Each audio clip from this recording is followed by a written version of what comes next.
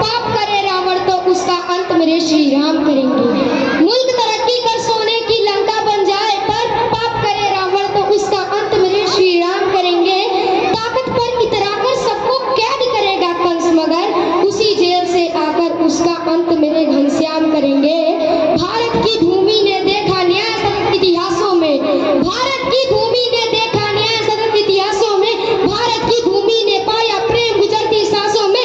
भारत आने वाला भारत होकर ही रह जाता है, दूसरों को जो गले लगा ले ऐसी मेरी प्यारी भारत माता है। सुप्रभात, मेरा नाम स्वस्तिक पांडे है, मैं कक्षा 6वीं का छात्र हूँ। आज मैं आपके समक्ष एक कविता प्रस्तुत करने जा रहा हूँ।